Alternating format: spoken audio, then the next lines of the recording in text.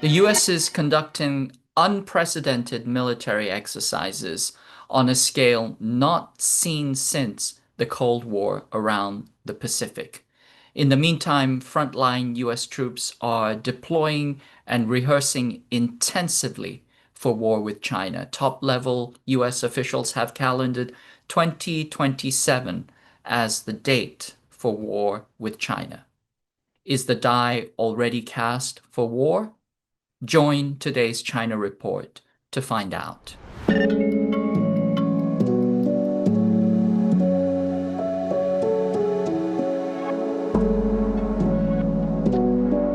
Welcome to the China Report, made in collaboration with Pivot to Peace. Every week, we will be helping you sort through all the propaganda with an independent view of the country we are told to hate, but know so little about. I'm your host, KJ No. These are this week's headlines. Witch hunts against Chinese scientists intensify as researchers face 20 years for smuggling in research materials. As previously reported, Yunqing Jian, a Chinese researcher, is being held in federal custody without bail, facing charges that could lead to imprisonment for up to 20 years for smuggling in a common plant fungus. The DOJ has characterized this as agro-terrorism. However, the pathogen is widely found in the United States, present everywhere, and Jian was a dedicated and published researcher who was actually working on research on how to mitigate the damage from this fungus. Nevertheless, she was taken into custody, denied bail, and may face 20 years of jail time for what is a petty process crime. Researchers in the field say they routinely skip paperwork when carrying sample across borders because to do something by the book is such an ordeal unto itself. Evaluated by the sheer amount of laws, regulations, and red tape, the US is one of the most oppressive nations in the world, and researchers usually look for workarounds against this oppressive red tape. Cheng Xuanhan, another researcher, is also being held in federal custody, also facing up to 20 years. Han's case involves charges of sending roundworms and plasmids on filter paper through the mail without proper permit. These two are normally found everywhere in agricultural soil. Julie Ide to be the next Consul General of Hong Kong. The American diplomat who was caught red-handed meeting with Hong Kong riot leaders during the height of Hong Kong's violent color revolution attempt, Julie Ide, has been tipped to be the next Consul General of Hong Kong. Originally from the West Bank, Miss Ide has had postings in Israel and Iraq before she was sent to Hong Kong to support the violent US-funded color revolution against China in Hong Kong.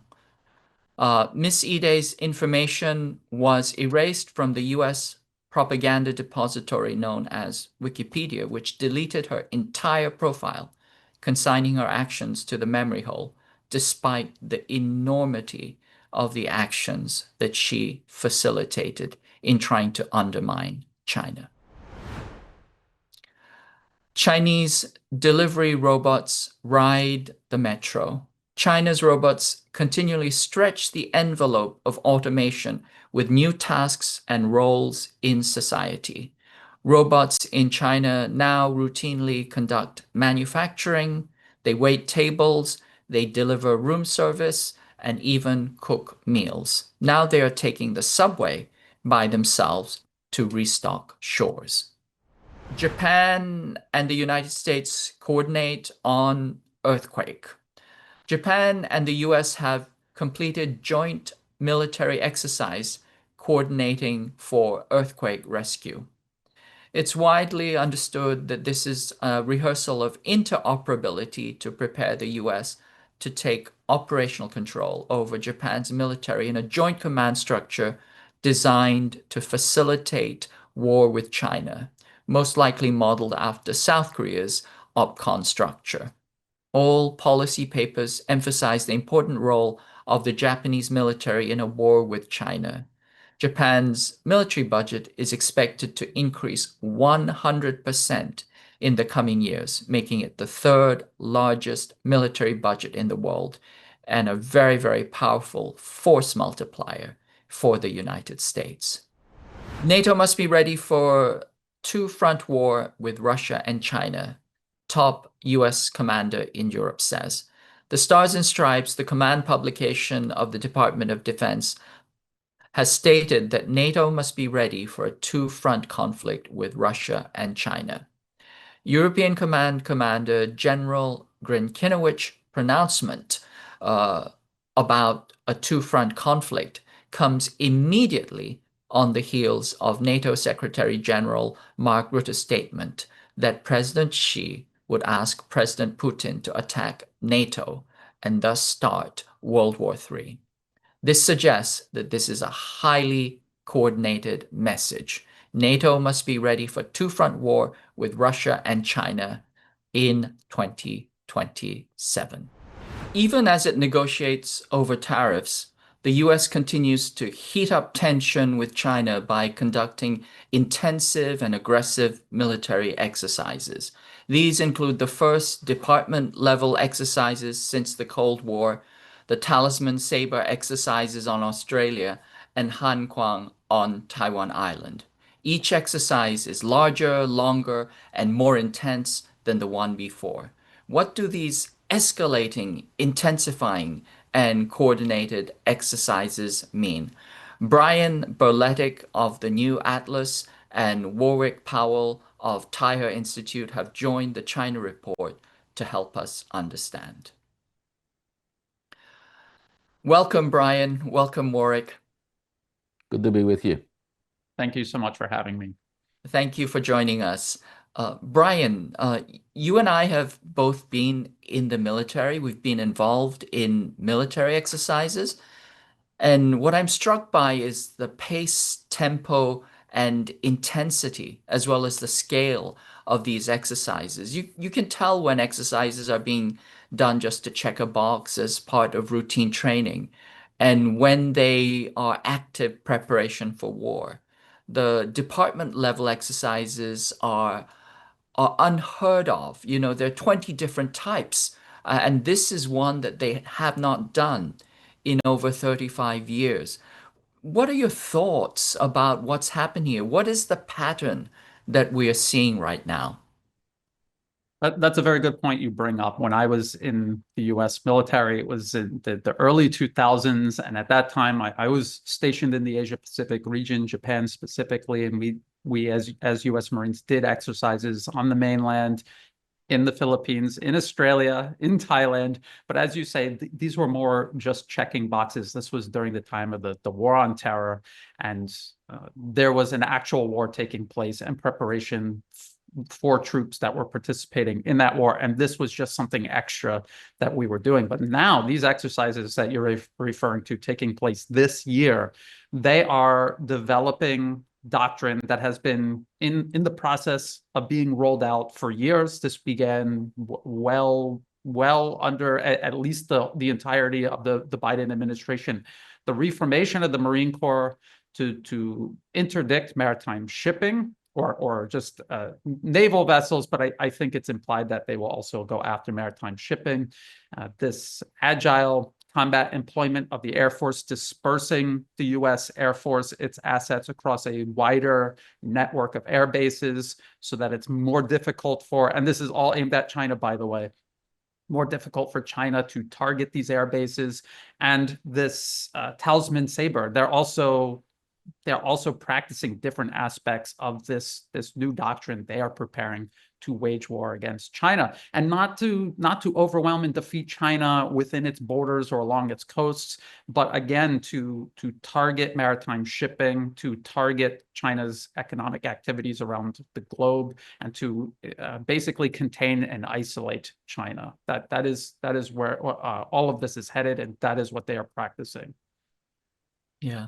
And you mentioned this agile combat employment or ACE. I think this is part of what we refer to as the third offset. The offset theory being that, if your enemy is more powerful, you look for some kind of technical or strategic offset. The first offset is mass, simply a bigger bomb. The second offset is precision, cruise missiles and smart bombs. And the third offset is if your enemy has precision, then you do dispersion, diffusion, distribution, as well as disguise. And we see this in, the network drone attacks in the Ukraine. We see the kind of uh, disguised attacks against Russia and against Iran. Uh, I mean, if China did anything like this near the United States, we would be screaming bloody murder. But it seems like the U.S. is doing this routinely, and nobody seems to be realizing the importance and the danger of these kinds of actions. Your thoughts, Brian? Oh, absolutely.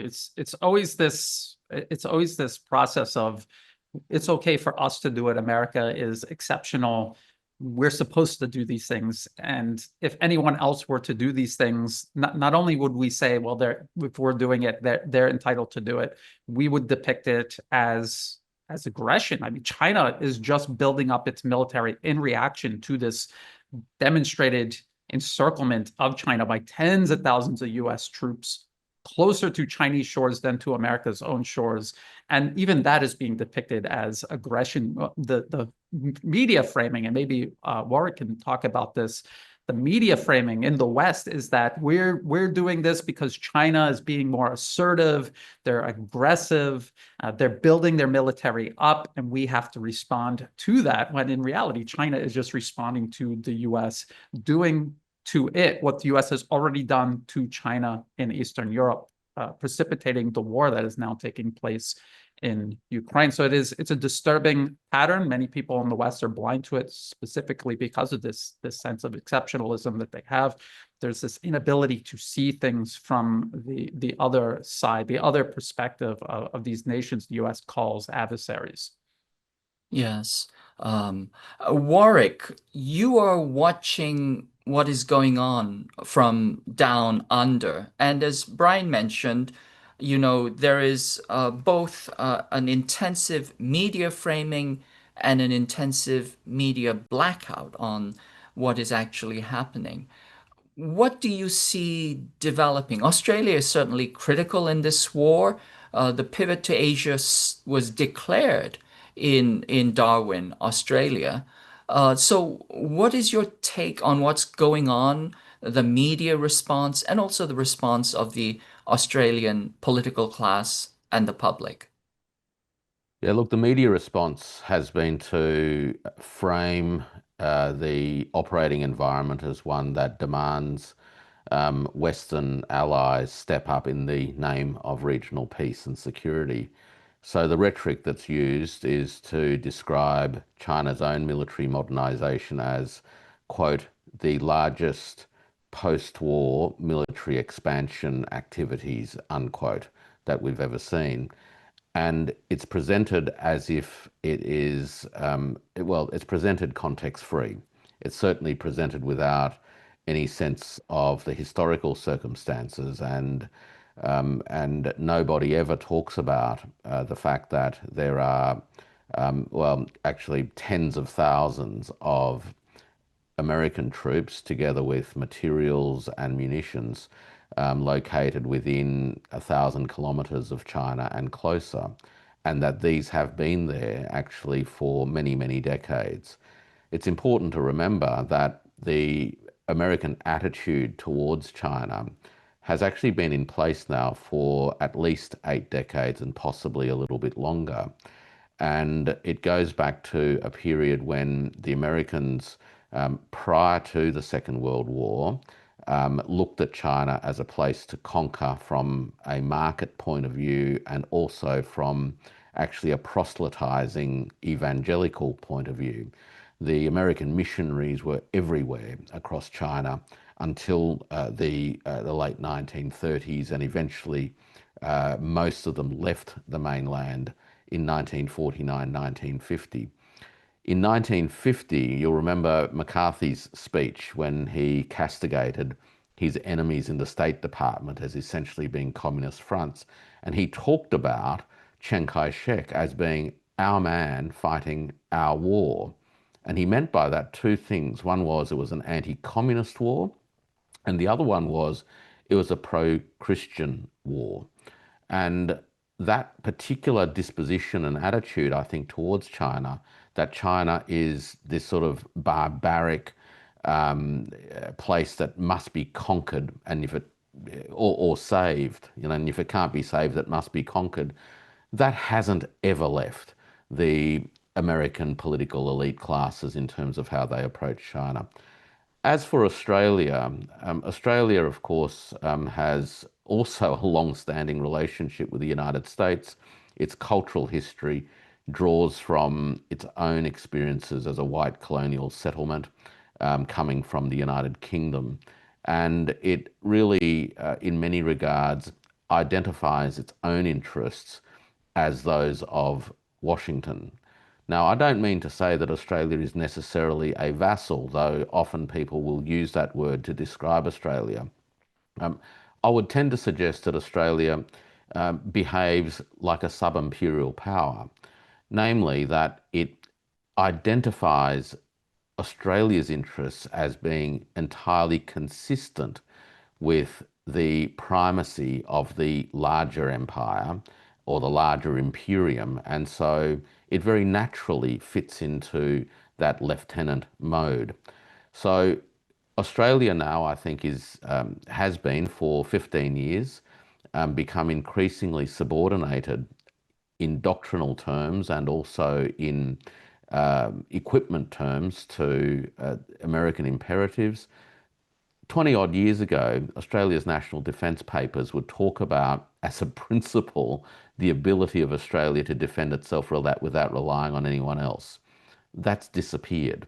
And in fact, what we're seeing now is a defence posture that is entirely premised on the idea that we can only defend ourselves if the Americans are here and if we have American munitions and American machines. So that's where we're at the moment. Yeah, and I would argue that, quote, what Australia refers to as a defense posture is actually a posture of aggression. China has no aggressive intent towards Australia. Australia, Yeah. is far, far away from Yeah. China.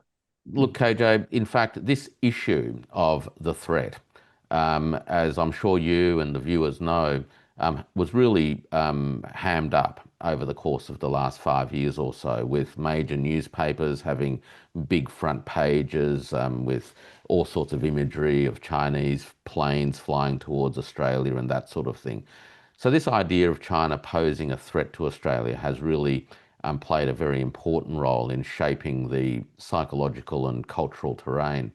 And yet there has actually never been any evidence advanced that China poses a threat, either in terms of intent, let alone in terms of capability. It's reached a point where not so long ago, actually, Sam Roggevin, who's one of Australia's mainstream but slightly dissident with a small d analysts, published a piece that literally called out the China threat um, grouping, more or less saying that they've never advanced a skerrick of evidence about this issue, and that in fact constantly harping on about this is detracting from Australia actually framing a sensible defence policy as opposed to what is in effect an offensive posture masquerading as forward defence. Absolutely. And I think it's also worth pointing out that, if there's any shipping to defend in the South China Sea, which is sometimes put forth as the pretense or the excuse for Australia's accelerated intervention in the area, most of that shipping is actually going to or from China. In other words, Australia is seeking to defend China against its own shipping or the notion that it might interfere with its own shipping. So I think these things trend towards absurdity. Yeah, look, I'm chuckling because some years ago, one of the comedy groups had as part of its series of skits a show about Australia's defence, and there was a group of military folks sitting around a table trying to explain the posture, and essentially it was, so you're saying that we need to defend ourselves from our trading partner, and all the military guys sitting around the table nod their head. And it is absurd. It is absolutely absurd. But here we are is I think what I say, and it has been the case since the pivot, since the troop rotation policy was implemented and then ultimately augmented. I mean, rotation is a euphemism, really, right? It's simply there so that we can have plausible deniability that in fact there's permanent bases. But that's really what's gone on. And Australia's defence has reached a point where, with the controversy around the AUKUS submarines issue and the extent to which the United States can actually meet its supply obligations, we've had a former Australian ambassador to Washington, Joe Hockey, comment in the press about a month ago that AUKUS is actually an all or nothing for Australia, because without it, it doesn't have anything at all. And for a defence establishment and defence planning and policymakers to have actually crafted a policy or a strategic approach that leaves the country in a position where this is an all or nothing is grossly irresponsible and arguably a chronic dereliction of duty to the nation and its own sovereignty. Brian, the Stars and Stripes is the command publication of the Department of Defense. It's published since the time of the Civil War, and they have recently stated that NATO must be ready for a two-front conflict with Russia and China. So the European Commander General Grinkiewicz said, and this comes immediately on the heels of NATO Secretary General Mark Rutte's statement that President Xi would ask President Putin to attack NATO.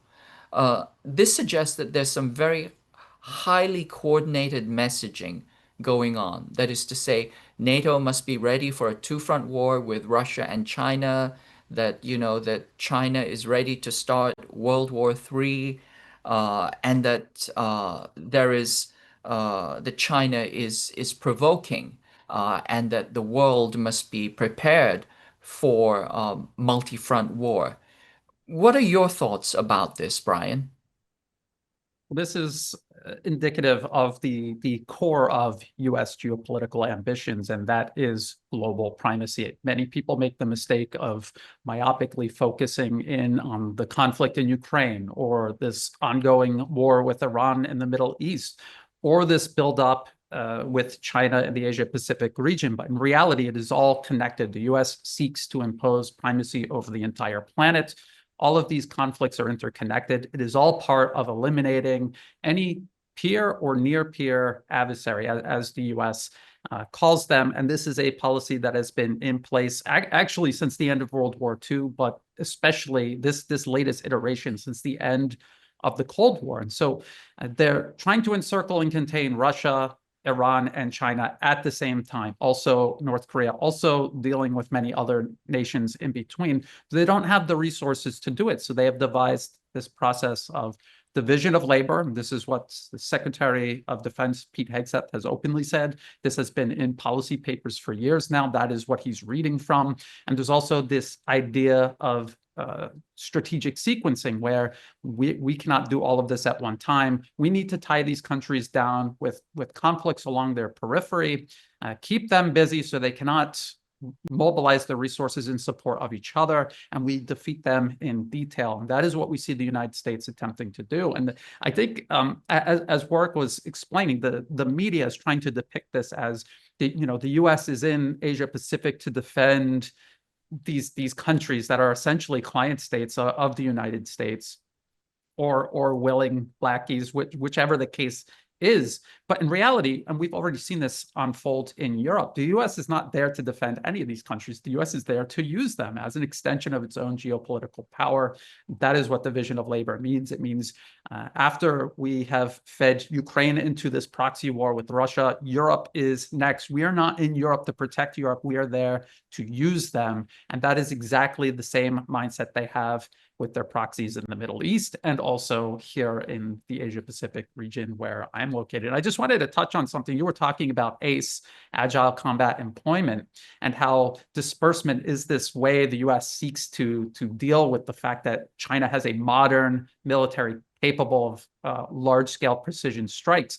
This was also the same theory, doctrine that they had developed to deal with the battalion tactical groups that Russia was using at the beginning of the special military operation in 2022. And they actually implemented this while they were organizing, reorganizing, reconstituting the Ukrainian military. And that has completely failed.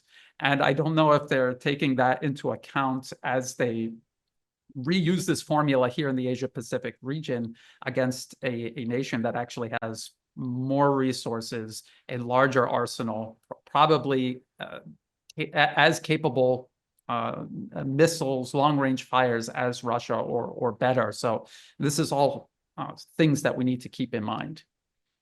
You know, I tend to agree with you, Brian. I think war is not simply a matter of logistics or strategy or tactics. It's actually a contest of learning curves. And the side that learns faster and adapts faster is the side that wins. And we see a persistent inability to learn on the part of the United States. But I also note that, you know, you refer often to think tank policy papers, and we can see the kind of trickle-down effect. You know, first the policy papers are written, and then they're interpreted and written into, you know, national security strategy, national defense strategy. This goes into appropriations and legislation, and then we start to see strategic policy and doctrine and alliances, and then this trickles down into frontline policy with rehearsals, logistics, pre-placement, deployments, rotations, etc.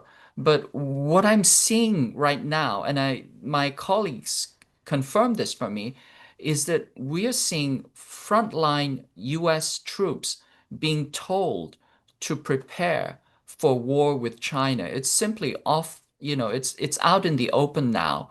You know, they're simply being told, you're going to Hawaii, you're going to fight China. You know, this is why we're pulling you out of your classes and you're going on rotation. So all of this sounds extraordinarily escalatory and dangerous. What do you think the chances are of the US actually engaging in war in the next 2 years? They've literally calendared a date, 2027.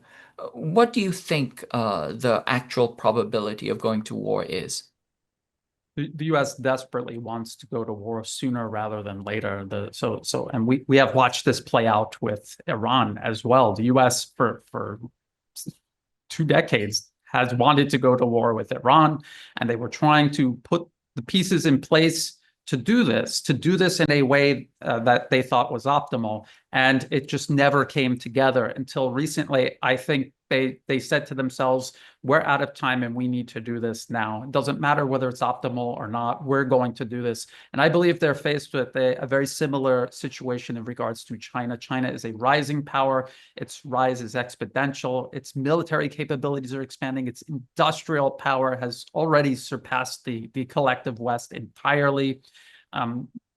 We were just talking before the show about the gap in technology and how Westerners believe that there's no possible way China could be ahead of the West in terms of technology, but in so many ways they are. And we hear these plans that the West wants to put into action in the near future, describing future factories they will use to outproduce China. And these are concepts that China has already put into practice in factories all across their country, all across their industrial base. And so there is a definite disconnect between the people driving policy and reality. And it is, again, it is connected to this exceptionalism, this arrogance, this belief that because the West has been on top for so long, it is inherently superior. And they're not looking at first principles and actually comparing the metrics rationally. They're doing it from an ideological position, and this is extremely dangerous. I agree with you, Brian. I'm thinking of that line from that neocon, uh, advisor who said that, we make our own reality. We are history's actors. We make our own reality, and the rest of you just get to study it. And I think that is extraordinarily, extraordinarily dangerous. But I want to, pivot to Warwick. Right now, we're seeing some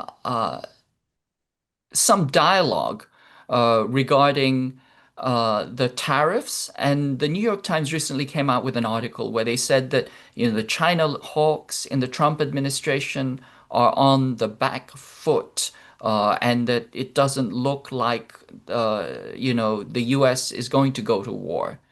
And, I'm reminded of the Minsk II or the, JCPOA negotiations, where the US puts up a pretense of talking and accommodating while it prepares the right sequencing and timing to wage war. And also, we know that the US wants to keep the rare earth elements flowing as long as possible and as much as possible. So I wanted to get your sense of how you assess what's going on. There's a lot of different things happening. There's both negotiation on a rhetorical level. It looks like there's minor, on the trade level, it looks like there is some minor de-escalation. But at the same time, as Brian has pointed out, there is massive logistical and theater preparation for war. What are your thoughts, Warwick? Containment is the key word here, and it relates to the policy design across all theatres. And I don't just mean spatial theatres, in a military sense, but in a broad policy sense. So obviously we've been talking a lot about the military theatre, but also in the economic theatre, we have a concerted effort, and it has been in place for a long time, to contain China. We similarly have a concerted effort to contain China at an informational level, and also in effect through soft power and cultural warfare in its peripheries, and this is really a way of cultivating populations that will be relatively docile and accepting of the imperatives of American primacy. So America is, and has been for a long time, seeking to wage a war on all of these fronts in the hopes of being able to keep a rising country suppressed enough. And this has become particularly pronounced from probably the mid-2010s onwards in a rhetorical sense, because what I think we saw in Washington was the emergence of a view, a conclusion, if you will, that 15 years of engagement with China had failed. We had last year Jake Sullivan give a talk early in 2024 where he reflected a little bit on the history of American policy towards China, and he commented that America had tried for many decades to mold and to change China, and that it had failed. Because it had failed, and it has acknowledged that it has failed to mold and to change China, it has now framed China as an enemy. And that shift took place somewhere during the course of the last 15 years and really got locked in, around that mid-2010s period. And eventually we saw a publication, I think it was Foreign Policy magazine, that had a special issue in 2018 that explored the question of was engagement worthwhile? And of course the answer was no. It wasn't worthwhile. Ever since then, think tank after think tank has been pumping out report after report as to why China constitutes a threat to American primacy. And of course, we've seen the politics on Capitol Hill totally turn, um, you know, into what is essentially a warmongering frenzy. These people can't wait. And so that I think is where we're at. This tariff stuff is meaningful only in the context of a all-encompassing attempt to contain China. The rest of it is relatively incidental.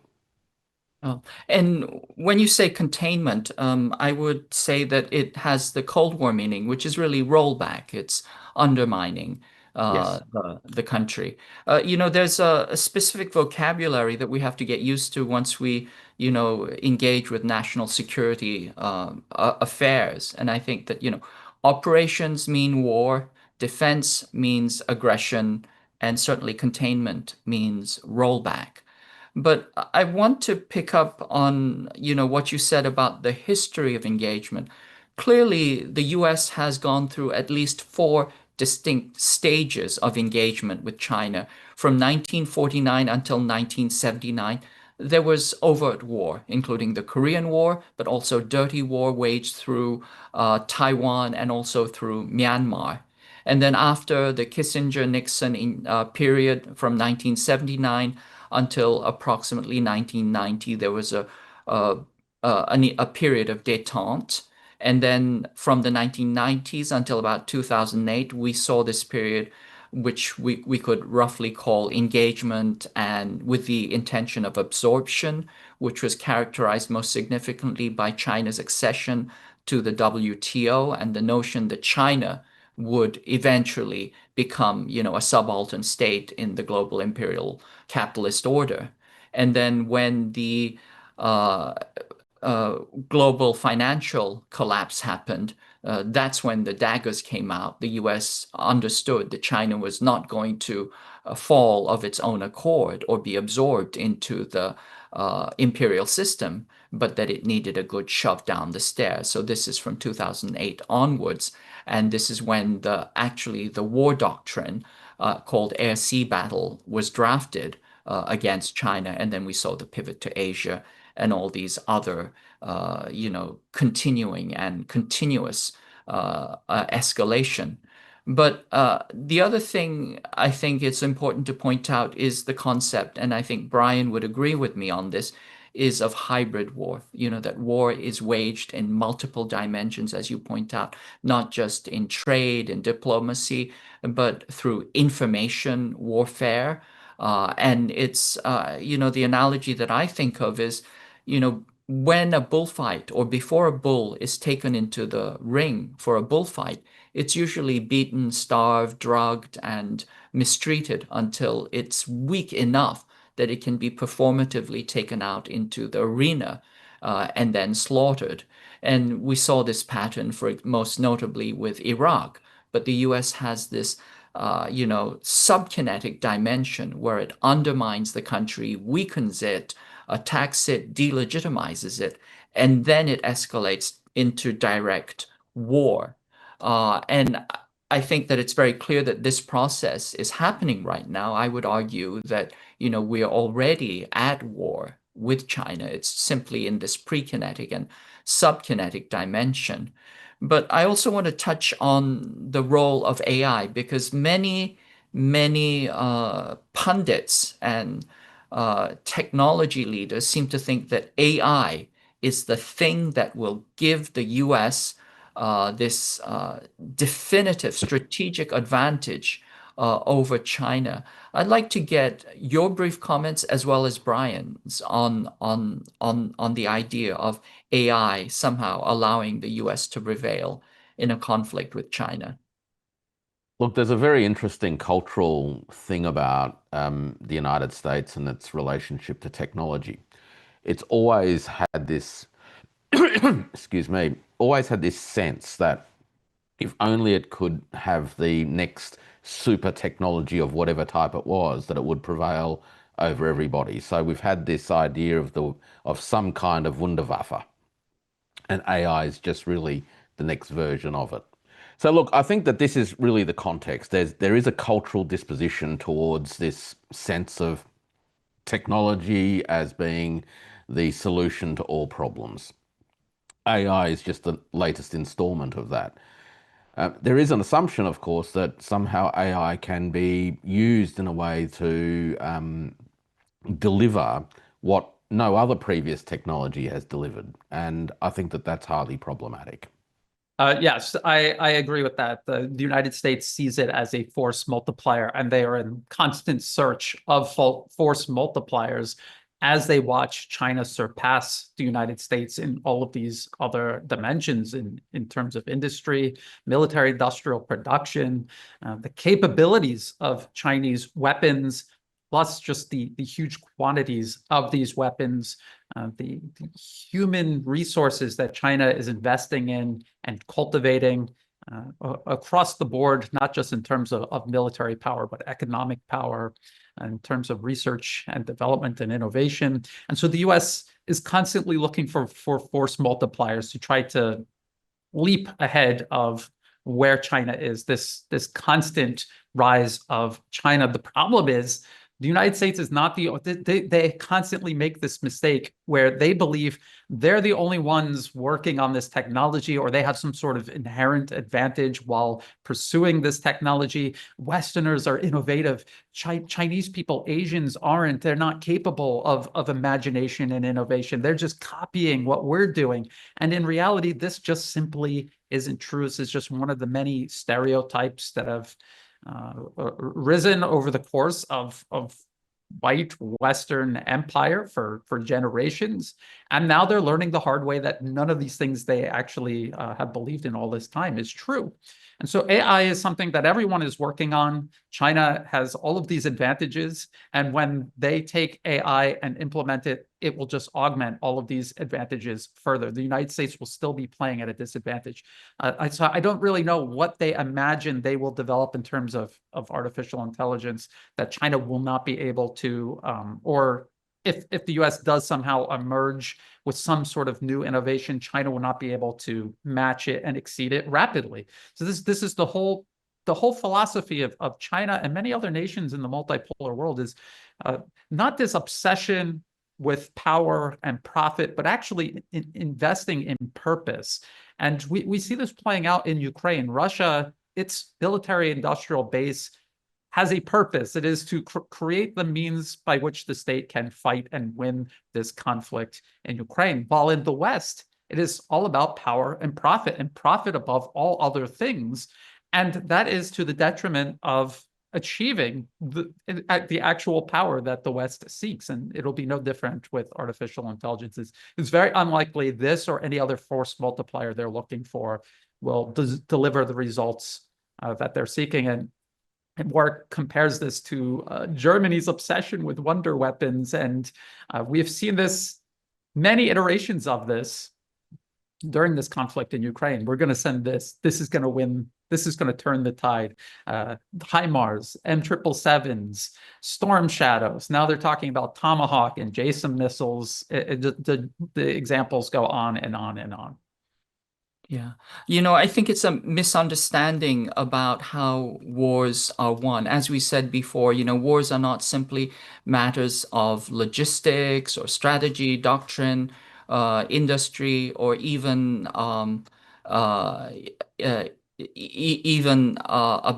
technology. I think a key matter is how fast countries adapt and learn. And I think the US has demonstrated that it has not adapted and learned. It has not won a war since, you know, certainly with a peer competitor since World War II.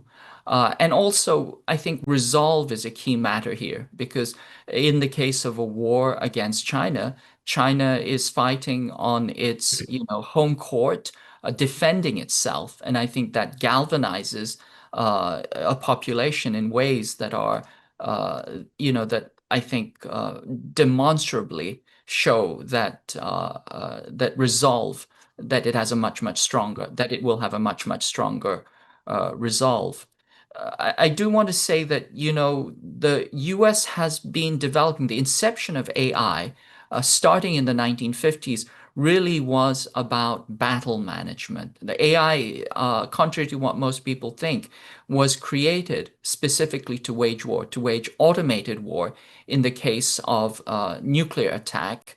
And also what we refer to as the neural network was originally referred to the prototype as the perceptron, which was invented to accelerate targeting. And we know that, AI has been used for automated targeting, most notably and most, horrifically in the Gaza genocide with, Where's Daddy and Lavender. But I agree with you that the US does not have any technical advantage, certainly in AI. Certainly, most of the researchers in AI in the United States, the majority of top researchers in AI are actually of Chinese background. And of course, um, this notion that simply looking for a technological fix is what's going to make a difference, I think is deeply misguided. I agree with you that, purpose and the centering of people in policy is ultimately much, much more important than profit and power, which tends to corrupt and undermine itself. And we can see that in the grift and the scam that we see at the Pentagon, and in particular by the AI companies. I wonder if you have any closing thoughts about this situation and also what people should do to prepare and prevent against this coming escalation to war. Well, I would say we have to keep an eye on this. I always urge people to look at the big picture and not to focus on any one of these conflicts. This is really if you want to know where the battle lines are drawn, it is drawn between US unipolarism and the emergence of multipolarism, which is a balance of power between nations, not one single nation ruling over all other nations. And for people, the best way to prepare for this is to try to prevent it from happening, from some sort of major war happening in the first place. And this is going to happen by all of us raising awareness of what is really going on and why, explaining to people that Russia, Iran, and China are not a threat to the collective West. The biggest threat that, let's just say, Australia participating in these talisman saber exercises, the biggest threat to Australia and its best interests is the United States, is its relationship and its capture by the United States. Look at Ukraine. Look at what Australia, the Philippines, Japan, and South Korea are online for. You can see it in Ukraine. It is being showcased there. The rest of Europe is not beyond the consequences of US geopolitical ambition. So we have to raise awareness of this reality. We all have things that we can do to pay into multipolarism, alternatives to Western-dominated monopolies that are so obsessed with power and profit rather than purpose. And if there are no alternatives, we can work to create them. And that was the impetus behind me doing alternative media in the first place. So all of these things taking into consideration, but above all, nobody should underestimate the danger the US poses to global peace and stability. Many times people say multipolarism is a done deal. It isn't. It's going to take time, effort, and sacrifice to see it through. Do not underestimate. The US does not see any other alternative but hegemony, and they will do virtually anything to preserve it.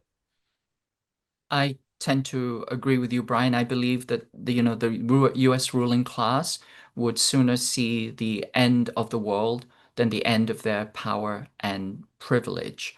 Last words to you, Warwick.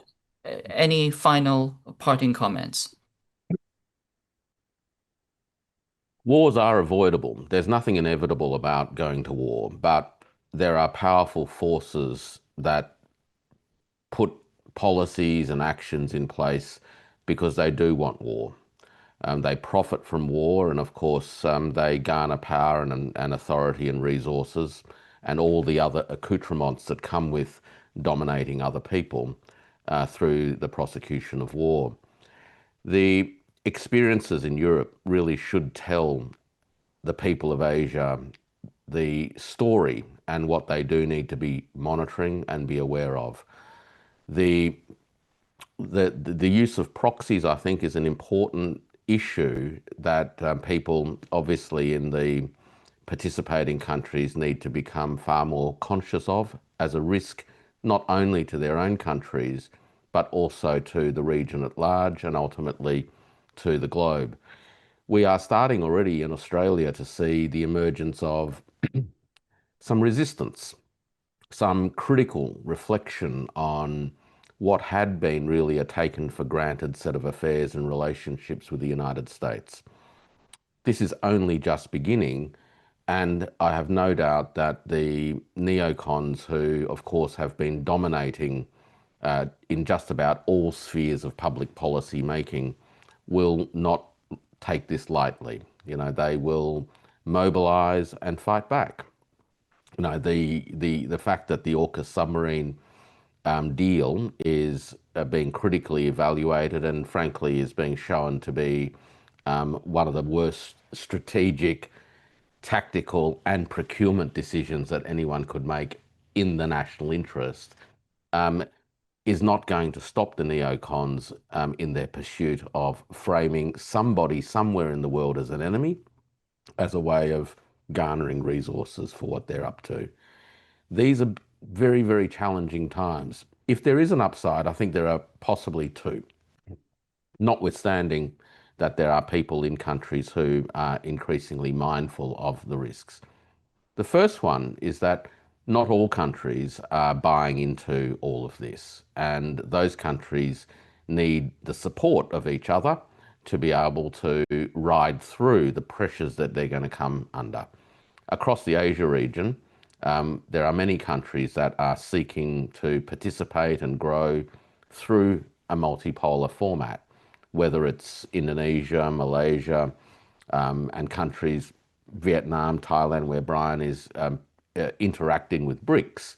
You know, there are efforts being made to find pathways out of this world of American primacy and the unipolar moment.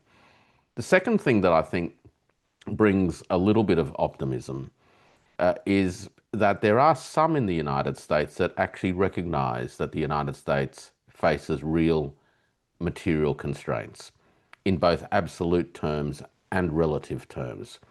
China is in a position to defend itself and to acquit itself successfully. Sensible people in the United States actually understand this and realize that this new balance of power is one that demands a détente or a modus vivendi. The risk, of course, is that there are those who believe that this is just a red rag to the bull and that America needs to double down to overcome its material constraints and the current relative balance of power. When we hear talk of peace through strength, that's really code for muscling up and doubling down, because only America within that formulation will decide who's got the strength and in whose favor is that balance. That is the danger that we face, the danger of rhetoric, the danger of, you know, words such as defense being used when really we mean offense, operations meaning warfare. And we just need to be more aware of it. I think Brian's been on this for a long time. And the message, I don't think, changes, and nor should it change, because these are the dangers that we face.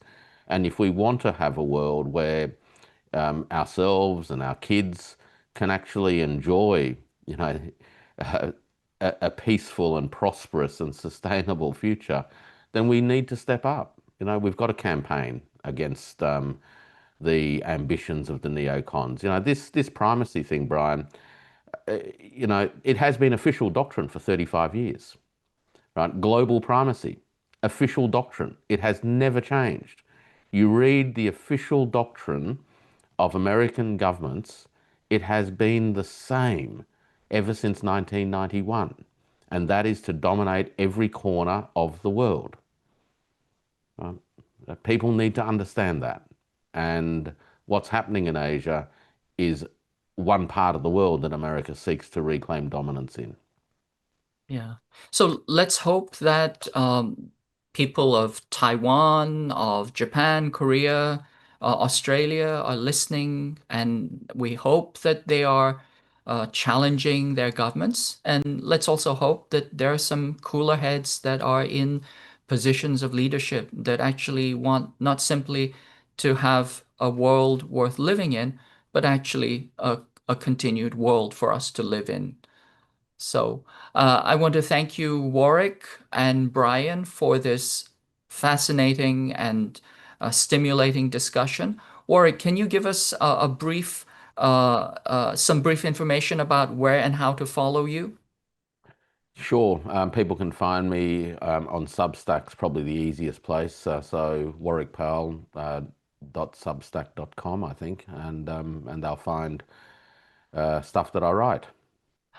And Brian, you have also been writing and analyzing the situation prodigiously. Where can people find and follow your work?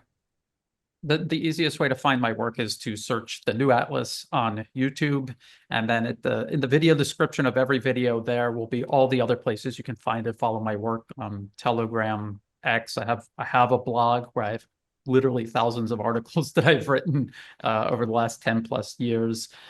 So just search for the New Atlas on YouTube and then go from there through the video description. Thank you. Thank you so much. And I look forward to continuing this discussion at a future time. Thank you. Thanks, KJ.